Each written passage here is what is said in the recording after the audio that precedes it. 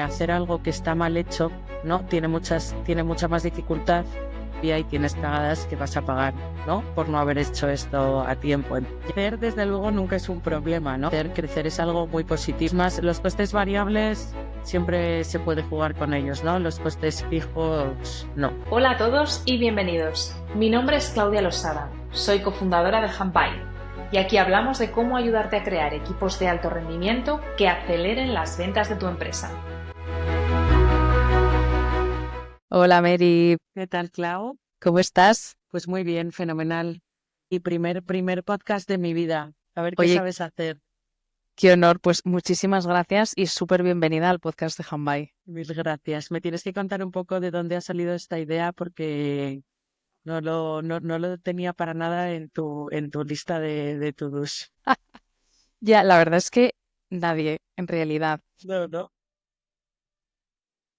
¿Sabes de dónde nació esto, Mary? Básicamente de darnos cuenta que en nuestro proceso de ventas, este efecto wow de entender qué es lo que es Handbuy y cómo ayudamos a otras empresas, surgía cuando pues hablaban directamente con nosotros, ¿no? Entonces quisimos, básicamente no por hablar de Handbuy, sino por el hecho de pues cómo generar cómo crear equipos de alto rendimiento, cómo darle forma a tu modelo de negocio de una forma más pues sostenible o que escale de forma más ágil.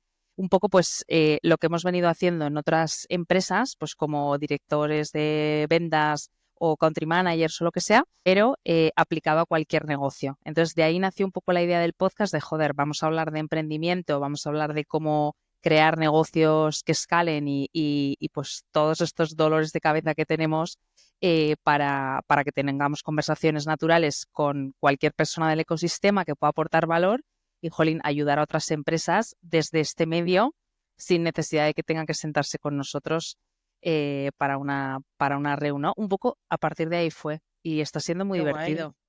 Mola, qué guay.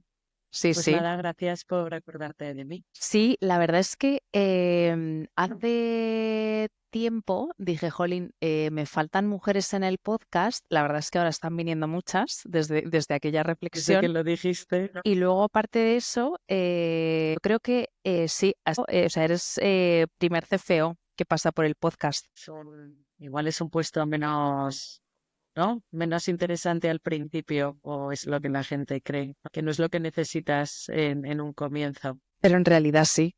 pero en realidad sí. En realidad es la clave de un comienzo con unos pilares fundamentales y una estrategia con sentido, ¿no? Sí, más que con una estrategia con sentido, creo que lo que puedes construir haciendo las cosas bien desde el principio te va a facilitar mucho la vida en el camino, ¿no? Después y en el futuro, porque rehacer algo que está mal hecho, ¿no? Tiene mucha más dificultad, tiene muchas implicaciones a nivel fiscal, por ejemplo, que a ti te pueden inspeccionar 4 años, ¿no? Igual tomas la decisión de incorporar a alguien que sepa de esto a los 4 años y te pueden inspeccionar todavía y tienes cagadas que vas a pagar, ¿no? Por no haber hecho esto a tiempo. Ya no solamente es por la estrategia, por el hacer bien las cosas desde el principio y tal, no es porque puede tener también un impacto económico, ¿no? Relevante. Totalmente. Mary, vamos a volver un paso atrás y antes de nada,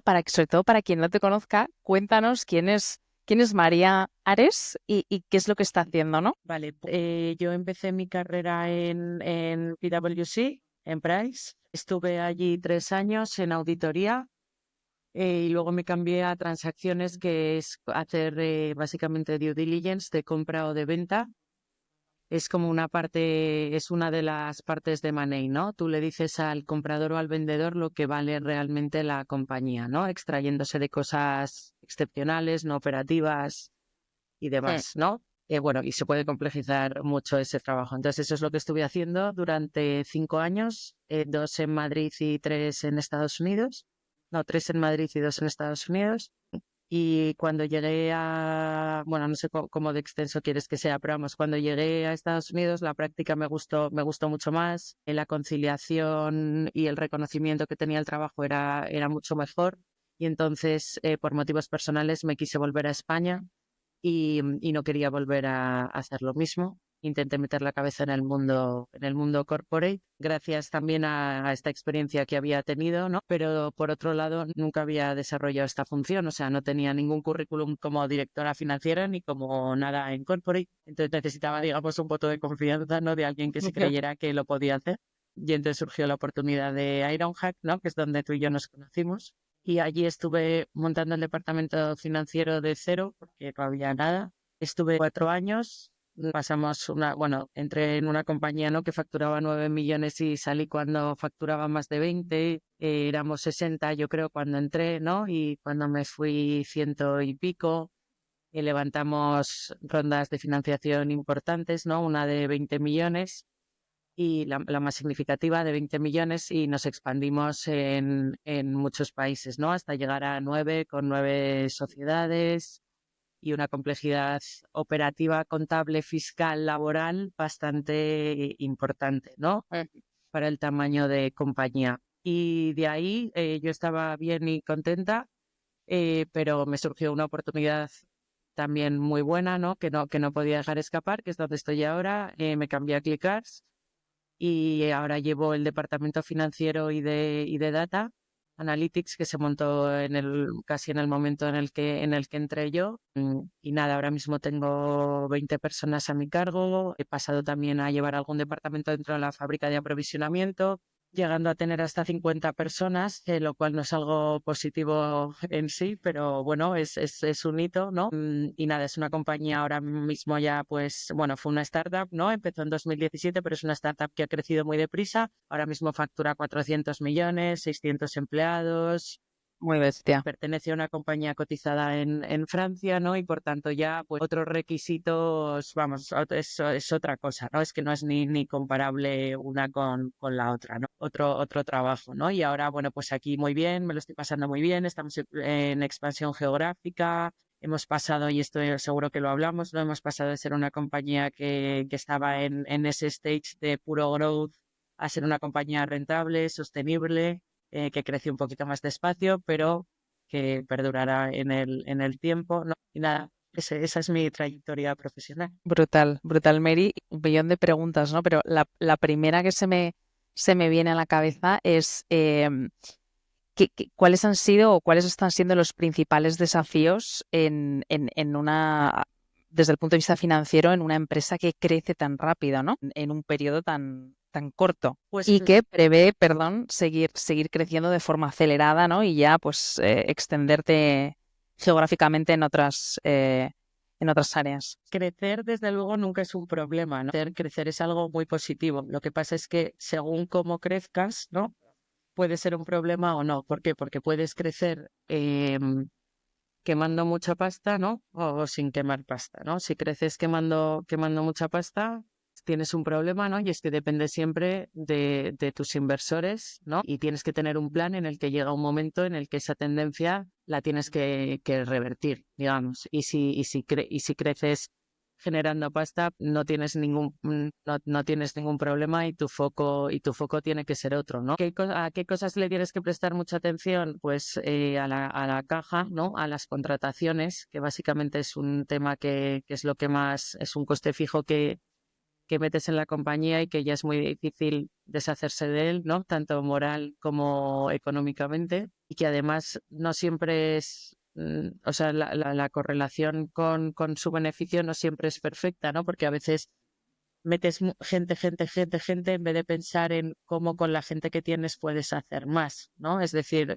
trabajar en la productividad en vez de en simplemente el crecimiento, ¿no? De meter uno, otro. O sea, trabajar en automatizaciones, trabajar en meter un software o en algo que te vaya a ayudar a escalar en lugar de gente, ¿no? Ese es un error que se comete mucho, yo creo, y que luego es muy difícil deshacerse de él, ¿no? Crecer en personas tiene que ser algo que tienes que pensar con mucho cuidado, ¿no? El marketing es una cosa, ¿no? Siempre que se puede ver de dos maneras. También hay que tener mucho cuidado y valorar muy bien el retorno de la inversión que tiene, ¿no? Yo creo que son las dos patas en las que en pleno crecimiento te pueden pesar, ¿no? A largo plazo, ¿no? Que hayas quemado mucha parte de tu dinero en invertir en un marketing que no ha funcionado, ¿no? O que ha funcionado a corto plazo, pero no es sostenible a largo plazo. Es decir, no has generado esa marca o ese reconocimiento, ¿no? Que te va a permitir bajar luego tus costes y que el marketing sea más rentable. Y las personas que tienen un coste luego, bueno, pues muy elevado, ¿no? Entonces yo creo que esas son las dos patas con las que hay que tener muchísimo cuidado, sobre todo y en general para simplificarlo los costes fijos, ¿no? Los costes variables siempre se puede jugar con ellos, ¿no? Los costes fijos no. Totalmente. Y Mary, ¿cómo aseguras que ese crecimiento tan rápido, o sea, no te compromete, no compromete la rentabilidad y la sostenibilidad de tu negocio a medida que vas creciendo, ¿no? Como empresa? Claro, es que depende también pues siempre controlando, teniendo súper claros tus KPIs, ¿no? De cada línea de negocio. Por ejemplo, si en el caso en el caso que vivimos tú y yo, ¿no? Si haces muchas aperturas, ¿no? De distintos países, tener muy clara la rentabilidad por país. Te ha podido salir muy bien un país, ¿no? Pero eso no significa que cuando extrapoles eso a otros 100 países, los 100 vayan a salir también. O igual algunos mejor, otros irán peor, ¿no? Pero cuando hay algo que a priori no funciona, le puedes dar una oportunidad, pero no hay que darle 1000 oportunidades, ¿no? Creo que hay veces que darse cuenta a tiempo de que una decisión no está bien tomada es una buena decisión, ¿no? Y ahí te salvarías, como controlando muy bien y muy de cerca tus KPIs de cada una de las líneas de negocio o filiales o lo que sea, ¿no? Que vayas abriendo. No verlo en global, sino verlo muy en detalle, ¿no? ¿Qué está pasando en cada sitio? Y si hay en alguno que no está funcionando, no pasa nada. Imagínate, o al revés, ¿no? Tu core business es uno que te va fenomenal y empiezas a expandirte, ¿no? Y de repente creas otra línea de negocio que de repente resulta que va 5 veces mejor que tu core business. Igual no en el top line, pero en el, ¿no?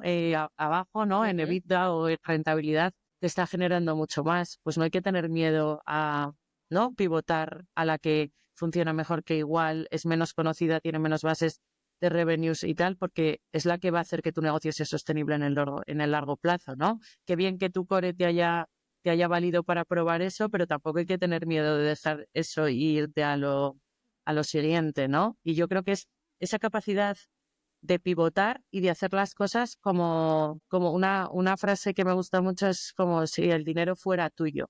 El dinero no es ni de tus inversores, ni de lo que has ganado, ni nada, no es tu dinero. Tú cuando vas al supermercado, cuando te compras una casa, cuando haces una decisión de inversión importante, lo tienes todo en cuenta, ¿no? Y te piensas 1000 veces la decisión, ¿no? Pues si lo haces así con el dinero de la compañía, pues te salvarás de muchas cosas, ¿no?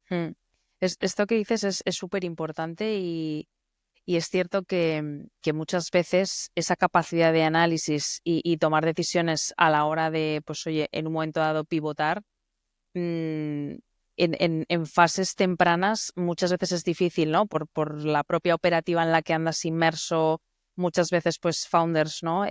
Involucrados o con muchos frentes abiertos, y si no cuentas con el recurso adecuado o el equipo que te ayude a realmente ser capaz de mirar hacia Visualizar adentro, eso.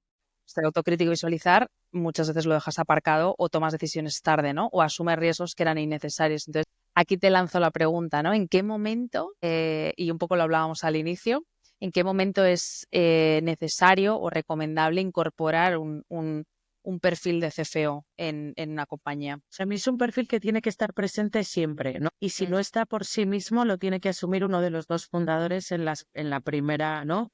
En las primeras etapas. Pero de verdad se tiene que poner el gorro y decir, vale, me ha tocado a mí, esto no me interesa, ¿no? Cogerás a una asesoría, una gestoría, algo que te cubra, ¿no? Que estés haciendo bien los fundamentales de lo que hablábamos antes, ¿no? El tema fiscal, el tema laboral, ¿no? Que no incurras en ningún riesgo de ningún tipo de ese tipo, ¿no? Y la otra parte, pues la tiene que hacer uno de los dos fundadores, tiene que estar encima de las métricas, tiene que estar encima de los KPIs. Recoger datos desde el principio es clave, mega clave. Igual no hace falta que tengas en ese momento el CFO porque eres tú el fundador, ¿no? Pero sí tendrás que tener a alguien que te esté desarrollando una plataforma en la que estés recogiendo, me da igual que sea el CRM, ¿no? Que sea un BI tool, lo que sea, pero no pierdas información valiosa que tienes desde el principio, ¿no? Porque luego cuando te pones a construirla y dices, Vale, pero esto ya nos pasó en 2017 ya, pero es que no hay ningún dato de 2017. Qué pena, ¿no? Es algo que ya has vivido, que ya has experimentado, que ya te has gastado la pasta en hacerlo y no tienes ningún dato, ¿no?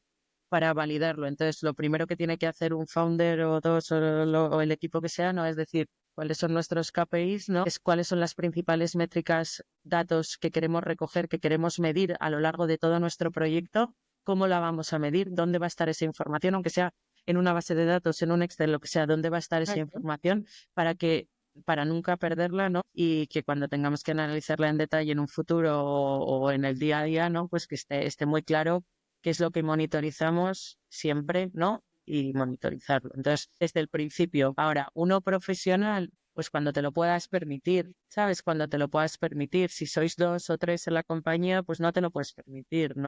Claro. A partir de que seáis 15, pues ya me empieza a parecer que tienes una base de costes, ¿no? 15, 20, 30, una base de costes importante como para tener a alguien que esté mirando qué es lo que está pasando, ¿no? Que si tienes esa base de costes, entiendo que también tendrás esa base de ingresos, ¿no?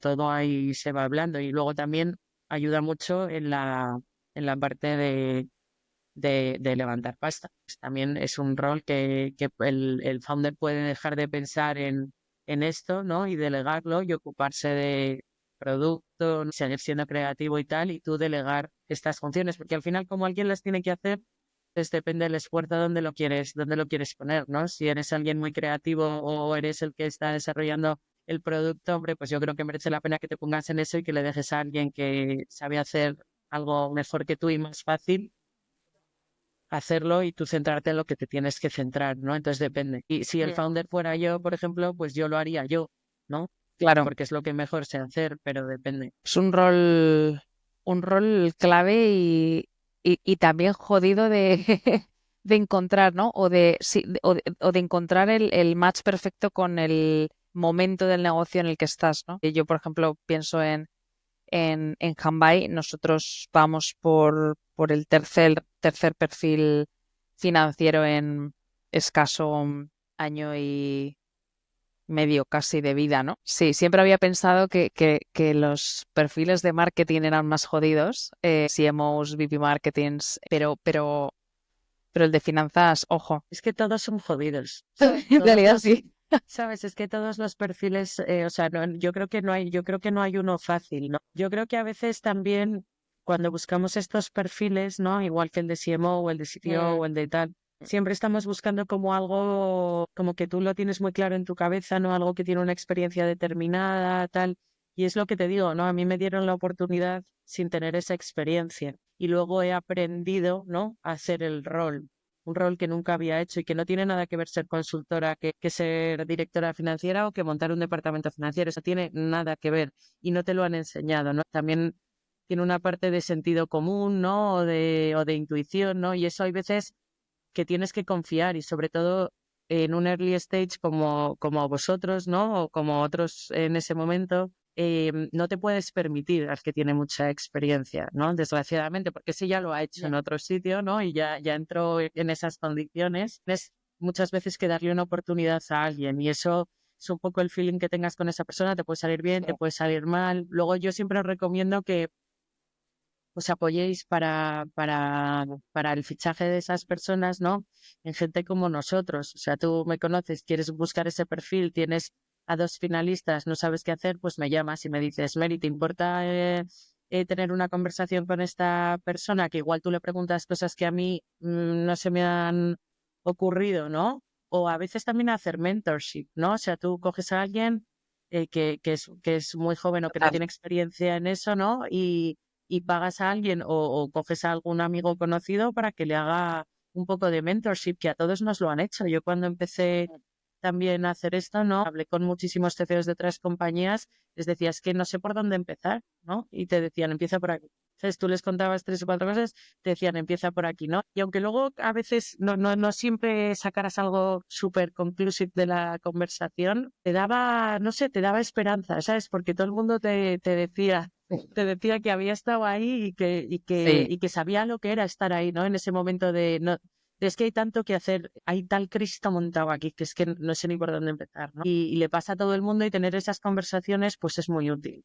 O escuchar un podcast como este, ¿sabes? O leerte un libro, ¿sabes? Pero necesitas mentorship siempre. Y luego cada vez que Sí. te cambias, en mi caso, después de haberlo hecho de cero, luego voy a una compañía cotizada y ya no es lo mismo. Y necesito mentorship. Y me voy a otra industria. Cuando eres director financiero tienes que ser especialista de la industria, entenderla muchísimo. ¿Cómo lo haces? Pues leyéndote libros, hablando con gente, hablando con gente, hablando con gente. ¿Viviste un cambio muy drástico de tu etapa como VP Finance pues en una startup como Ironhack a ya meterte en una cotizada como Sí, Clickers? sí, súper, Bestia, ¿no? súper drástico. Sí, muy drástico. Pero te diré que me pareció más fácil Sí. que hacerlo otro de cero. ¿Sabes? Porque es otra dificultad, es una dificultad desde la experiencia. Es como si tuviera que volver a hacer lo de Ironhack. Lo haría de otra manera, lo haría más deprisa, ¿no? Lo haría con otros recursos, ¿no? Lo haces de otra manera porque ya tienes, o sea, cada experiencia que vas sumando, ¿no? Creo que te va ayudando a la siguiente. Tenía mucho más equipo también, ¿no? Que eso te ayuda mucho. Es verdad que tienes una carga de trabajo brutal, que es lo que te decía antes, que cuando alguien te dice tengo 200 personas, pues vaya putada, ¿sabes? Porque la parte de team management te ocupa muchísimo tiempo y es súper difícil. Pero bueno, también tener mucha gente que te ayude, pues está genial. Por esa parte, pues fue muy tal tener a tanta gente, ¿no? Tener varios departamentos ya tenía, porque allí también hacía a veces más cosas, ¿no? Entonces eso no me costó tanto, y luego lo de reportar a un grupo, lejos de ser en mi caso algo negativo, ha sido muy positivo, porque también tienes a alguien en quien apoyarte, a quien preguntar, y no sé, te da cierta, no sé si, no sé si es, o sea, no es seguridad, es que te da, no sé, te da apoyo, ¿sabes? Te da apoyo y te deja también pensar, tienes peers con los que pensar cosas, ¿no? Y es muy enriquecedor. Entonces, fue muy drástico, pero fue más fácil. Lo más Y, difícil fue la industria. Cambiar de industria es muy difícil y más cuando son y industrias además, tan específicas. Sí. sí, ahí retweet absoluto. Estuve un año, Estuve, pasé claro, sí, sí, en en Motorcade auto. también, en un SaaS, igual una empresa cotizada, Sí, sí. lindo sector automoción con toda su complejidad, ¿no? Es brutal. El Es cambio brutal, es que es muy bestia. es brutal. Y luego también, eso también que pasé de una compañía de servicios a una compañía de manufacturing. Y el manufacturing es muy complejo, con mente es mucho más complejo, ¿no? Porque tienes gestión de inventarios, tienes el taller, ¿no? La fábrica. Y eso es complejísimo, ¿no? Cambié la complejidad operativa de muchas sociedades, muchos países, ¿no? Como de operaciones a una complejidad mucho más de, pues eso, de sector, de manufacturing, de gestión de inventario y tal, que es muy específica, la tienes que conocer, la tienes que entender para saber trabajar en ella, ¿no? Esa fue la mayor dificultad. Y sobre todo también en ese sector en el que toda la gestión de tu stock es pasta que tienes parada, que si no Lo más mueves, importante es la rotación. la Lo más rotación, importante esa es. es la rotación. A término que hacía años que no utilizaba cuando llegué, ¿sabes lo que te digo? Sí, sí, sí, Entonces, sí. sí, tienes que enfocar todo. Tienes que como girar, o sea, tu cabeza cambia, Total. es como si redecoraras tu salón, ¿sabes? Entero. O sea, cambias y dices, no, es que ahora ya no puedo centrarme en esto, ahora ya es esto. Cambié, pasé de caja, ¿no? A inventario, rotación, working capital, ¿no? Que es un poco diferente. Totalmente. Qué bueno. Pero cualquier perfil puede pasar de una cosa a otra. Solo hay que volverse a inventar. Sí, al final es una cuestión de tiempo, comprensión de la industria, adaptabilidad y sobre todo lo que has dicho, mucha sensibilidad a la hora de entender bien el negocio, qué es lo que te mueve la aguja dentro de las áreas principales, y ser capaz, has dicho que estabas liderando también el área de data, ¿no? Hubo que Oh, montarlo de cero, o sea, no había nada, qué no había bueno. BI Tool, ¿no? Pero había un CRM súper potente que habían construido internamente desde el día uno, lo cual facilitó muchísimo porque la base de datos estaba ahí, ¿no? solo que había ya una complejidad de datos brutal, ¿no? Y las visualizaciones en el CRM, construirlas era muy complejo. Entonces lo que tenías que hacer es sacar eso y aportar visualizaciones, ¿no? Y mi rol, de hecho, aquí en Clickars, y creo que debería de ser el rol de casi todos los directores financieros, Head of Finance, VP, llámalo lo que quieras, que es darle visualizaciones a los equipos, ¿no? O sea, enseñarles dónde están los problemas, enseñarles a cómo utilizar la información, ¿no? En qué se tienen que fijar, qué es lo que les mueve la aguja, ¿no? Que a veces miramos muchos datos y es que la mitad no importan, ¿sabes? Solamente importan algunos y los tienes que ver muy claro, ¿no? En qué te tienes que ir fijando y luego hemos ido aprendiendo, hemos ido trabajando con todos los equipos, ¿no? Subarias, ventas, compras, fábrica, todos, ¿no? Market, finanzas, todos los departamentos y viendo tú qué necesitas ver, tú en qué dedicas más tiempo manual en extraer información de aquí para verla, ¿no? Entonces, entendiendo las necesidades de todos los equipos, hemos creado las visualizaciones que necesitan en su día a día para ahorrarles mucho tiempo, ¿no? Básicamente. Y luego a nivel de comité de dirección, el funnel, ¿no? de tu negocio todos los días y ser capaz de ver el diario, el semanal, el mensual y verlo todo en una pantalla, ¿no? Y en 5 minutos yo todos los días llego, justo hoy he dado una charla en ESIC de esto, ¿no? Yo todos los días llego a la OFI, me meto en Click, que es la plataforma que utilizamos nosotros, y en 5 minutos veo lo que ha pasado ayer en el negocio. Es que no tardo nada, ¿sabes? Y puedo identificar dónde está pasando algo, ¿no? No siempre, ¿sabes? No es un cerebro, ¿no? Pero te da muchísimas herramientas para ver qué ha pasado desde el principio del funnel hasta el final, ¿no? Y cómo está tu stock y cómo tal. Y literal te juro que lo veo en 5 minutos. Y eso antes igual uno ni lo podía ver, era imposible. Y si lo hubiera querido ver, pues yo qué sé, tardaría horas al día, es imposible, ¿no? Son cosas que aportan mucho, que favorecen conversaciones, que ayuda a identificar problemas mucho más fácil o anticiparte a cosas que vienen, ¿no? Que yo creo que merece mucho la pena invertir en eso, ¿no? Y que el departamento de financiero tiene que ser eso, un enabler para el resto, para poder hacer todas estas cosas, ver y luego ya profundizar. 100%. O sea, para mí esto es la clave del éxito o fracaso. Si hablamos de un, obviamente, crecimiento acelerado, pero también sostenible y duradero, ¿no? Y es el cómo somos capaces de entender lo que está pasando en nuestro negocio. Desde que yo invierto un solo euro para generar una venta y cómo se comporta, o sea, qué es lo que pasa en todo ese proceso, ¿no? Y para poder ver eso al final confluyen muchísimos equipos, personas, sistemas, esos, ¿no? Herramientas. Todo eso al final somos incapaces de verlo si no lo consolidamos y tenemos una buena herramienta con paneles visuales de exactamente saber cuáles son los datos que tenemos que mirar por área, ¿no? Que son los que, como decimos, van a hacer que mueva la aguja y los miramos de forma, lo que has dicho, diaria, teniendo en cuenta los datos, ¿no? O sea, ver tu diario, tu semanal, tu mensual, tu global y con eso poder identificar cuáles son las desviaciones que estás teniendo y dónde poner el foco. Debería ser como un basic de cualquier empresa, ¿no? Lo que pasa es que ahora aquí tú me dices, pero normalmente este nivel de madurez nos llega, o más que madurez de awareness, nos llega cuando ya el enredo es súper grande y suele ser en fases más tardías, ¿no? Esto fuese como... Yo creo que cada vez va a ser antes. Cada vez va a ser Estas antes. herramientas han llegado ahora, ¿no? Estamos familiarizándonos con ellas, ¿no? Hasta ahora era muy difícil montar esto. Esta que hemos montado, por ejemplo, la hicimos con 2 personas durante un año. ¿Sabes? Cuando estamos hablando ya de un nivel de complejidad, muchísimos departamentos, que si lo haces desde el principio poco, y aparte es lo que te digo, ¿no? Gracias a tenerlo, hemos ido iterando qué es lo que necesitamos y seguimos iterando. Y seguimos viendo qué es lo que no estamos mirando porque no encontramos una respuesta con lo que estamos mirando. Pero es que vas aprendiendo según vas profundizando, porque si no puedes ver nada, no puedes hacerte ninguna pregunta, ¿sabes? Entonces no llegas a una mayor profundidad, ¿no? Que es lo importante.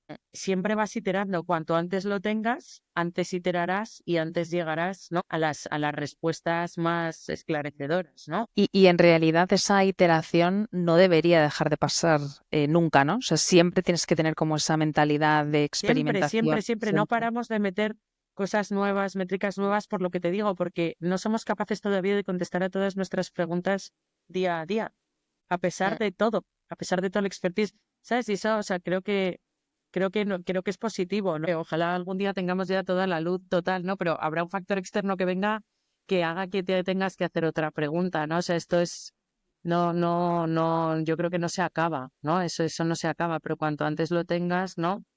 Pues mucho mejor. ¿Qué errores has visto en tu experiencia o cuáles crees que son los errores más comunes cuando creces de forma acelerada, desde el punto de vista financiero, ¿eh? Sí, pues lo que te digo, las contrataciones, la celeridad en las contrataciones, ¿no?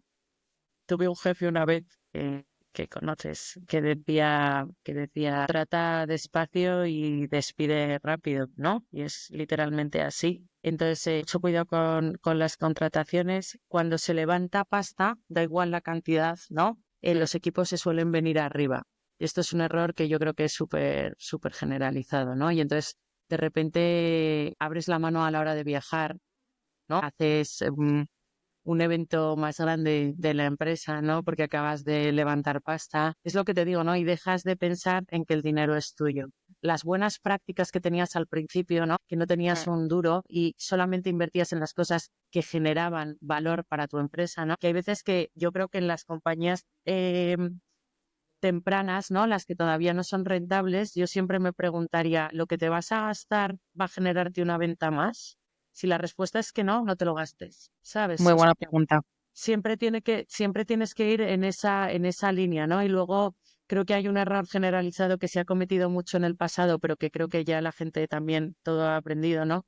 Lo de las estrellas, ¿no? Lo de fichar estrellas en etapas muy tempranas a veces no tiene sentido, ¿no? Y es un derroche porque la compañía no está preparada para eso. Y por eso te digo, ¿no? Que hay veces que buscas a un CFO y te piensas en el CFO que tienes todo en la cabeza, pero es que igual no ese es el que necesitas al principio, ¿no? Es otra cosa. Pues eso, lo de fichar estrellas o equipos de developers carísimos, muchísimos, ¿no? Porque no vas más poco a poco, que has levantado pasta, pero esa pasta se puede ir muy rápido, ¿no? Que tu runway sea muy alto y tener hitos.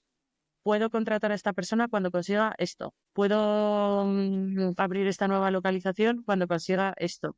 No hagas todo antes de conseguir nada, porque entonces se te ha ido la pasta y no has conseguido tu objetivo, porque era hacerlo todo desde el principio, ¿sabes? Y al final yo creo que Ya eso lo es un loco. error súper normal, porque tienes muchas ideas y quieres, y luego dejar de mirar el último euro, que eso, a ver, que entiendo que no se puede vivir así, ¿no? Pero, ¿sabes? ¿Me entiendes, no? Llevarlo un poco al extremo de no tirar nada porque nunca sabes cuándo lo vas a necesitar, ¿no? Y creo que además, justo nosotras hemos vivido ya situaciones, el COVID,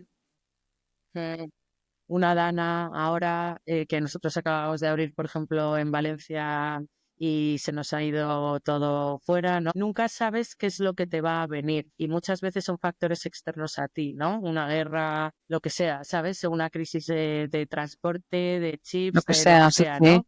Que hace que el negocio se te vaya a la mierda. Eres el rey, ¿no? Y te quedas sin nada. Entonces, si vas muy justo, cuando pasa una de estas, te mueres, te vas, te vas.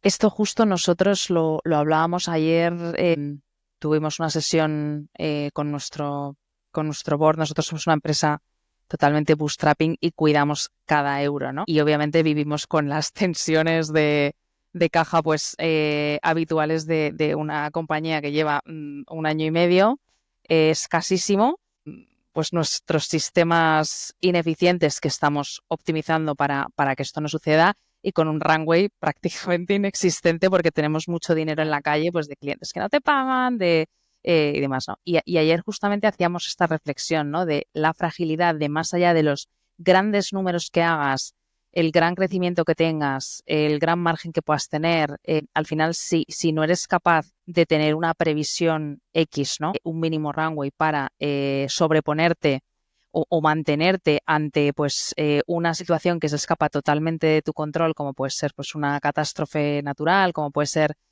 pues un desastre como fue el COVID, y demás, te vas. Y esto nos llevó a otra pregunta, ¿no? Y es, ¿en qué momento?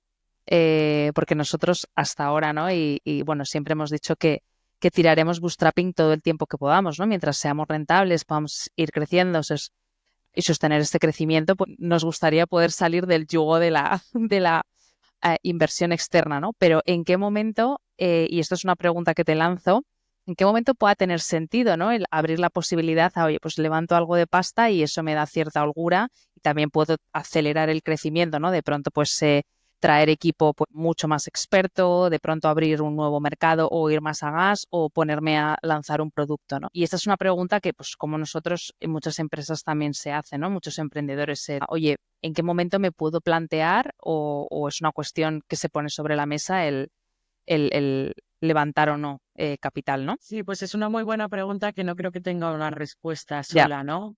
Pero yo creo que dependiendo del sector, por ejemplo, ¿no? En un sector como el que estoy yo ahora, el dinero te permite no ir un coche a coche, ¿no? No comprar un coche, venderlo y hasta que no tienes ese dinero comprar otro coche, ¿no? Si puedes tener 3 coches, pues ya irás, ¿no? Podrás crecer más, ¿no? Etcétera. Entonces, en un negocio en el que necesitas mucho capital para desarrollar tu negocio, ¿no? Pues tiene sentido tanto deuda como equity, ¿no? Tiene sentido levantarlo porque si no tardarás tanto en crecer, ¿no? Que no sabes lo que ha podido pasar hasta entonces y sobre todo te comerán todos los que tengan esa capacidad, lo cual no tiene mucho sentido. Entonces, en ese caso, 100% levantaría en una edad temprana, ¿no? En no ese caso, levantaría cuando creas que tienes una madurez suficiente como para gastarte bien el dinero y cuando tengas un plan mega sólido, o sea, cuando tengas súper validado tu modelo de negocio, ¿no? Sepas que 100% con pasta lo vas a hacer mejor porque ya tienes muchísima experiencia, porque tienes el culo pelado de no tener dinero, ¿no? Muchos meses y crees que tienes la madurez de saber conservar esa frugality, ¿no? En tu negocio. En ese momento y que quieras seguir siempre ser rentable, porque levantar pasta no significa no ser rentable, ¿no? O sea, tú puedes levantar pasta, ¿no? Y seguir siendo rentable y simplemente poder crecer más, pero siempre manteniendo esa rentabilidad y ese cash flow generation que a veces os digo también, cuando me preguntáis cuándo meter un CFO o tal, siempre os digo, si no le vais a meter, no intentéis hacer contabilidad, no miréis a los números de contabilidad, mirad solo a los bank statements. Te coges el y entonces así tú vas haciendo tus números solo con el banco, ¿sabes? Porque la contabilidad hay veces que esconde cosas, ¿no?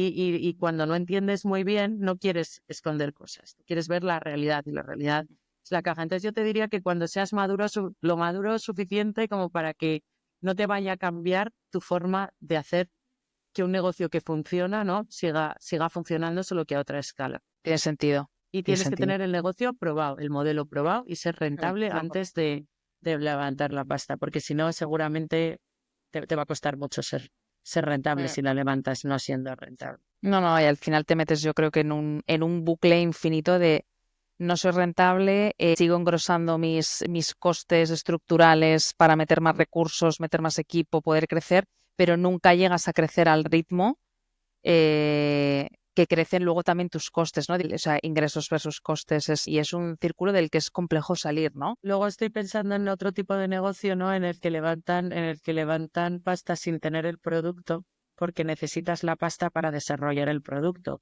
Y eso es distinto, ¿no? Lo que tienes que tener muy claro ahí es que tu MVP tiene que salir en 12 meses, porque si tú tienes un runway de 18 o de 24, tu producto ya lo tienes que haber sacado en 12, porque como no lo hayas sacado en 12 ya lo has cagado.